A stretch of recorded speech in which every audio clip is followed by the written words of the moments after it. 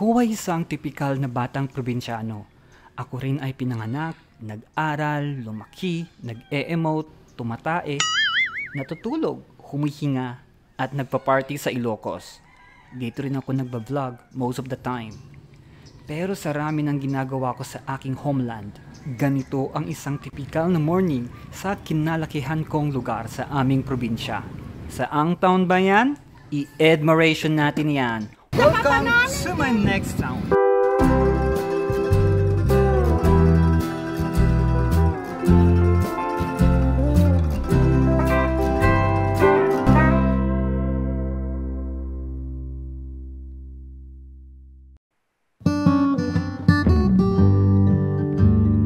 Sa aking tipikal na umaga sa Ilocos, 3-in-1 instant coffee lang sapat na. Samahan mo pa ng morning view na ito. Saktong umaga na yan para iset ang mood sa mga pagsubok na dadaanan na naman sa panibagong araw. Pero sa araw-araw, gaya ng umaga, kung hindi tayo nauubusan ng umaga, hindi rin tayo nauubusan ng pag-asa araw-araw to face the challenges every day.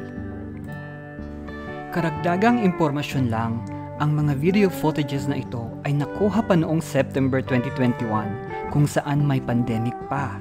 At sa araw na ito, naging maulan ang umaga at gustong-gusto kong tignan ang mga halaman na nababasa ng ulan. Para sa akin kasi, napaka-soothing at relaxing ang makita ang mga halaman na nauulanan. Well, ako lang naman yan. It's a personal indulgence.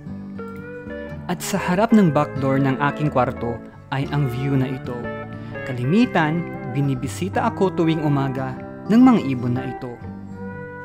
Kasama na rin sa pagharap ng bagong umaga ay ang mga manok na ito na maaga ring nagigising para maghanap ng pagkain. Pag maganda naman ang panahon, ganito ang aking sunrise view araw-araw. Pero, hindi lahat ng aking umaga sa Ilocos ay romantic. Minsan, bumabagyo rin. Sa kasamaang palad, matik yan, babahain kami. Hindi rin madali na bumangon sa isang umagang binabaha ang bahay namin. Alam nyo, ang mga obserbasyon ko sa mga iba't ibang klase ng umaga ko sa Ilocos ay relatable siya sa totoong buhay na hindi lahat ng maganda ay darating sa atin. Minsan, darating din ang mga pangit. Kaya ang takeaway ko rito ay kailangang matuto sa buhay at tumayo sa sariling paa kung kinakailangan. At yan ang kwentong admiration. My name is Edmar, your Town the Explorer.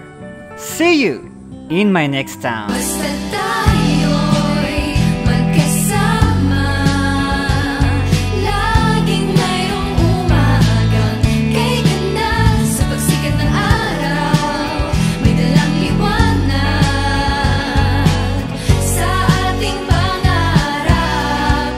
Oh, haharapin natin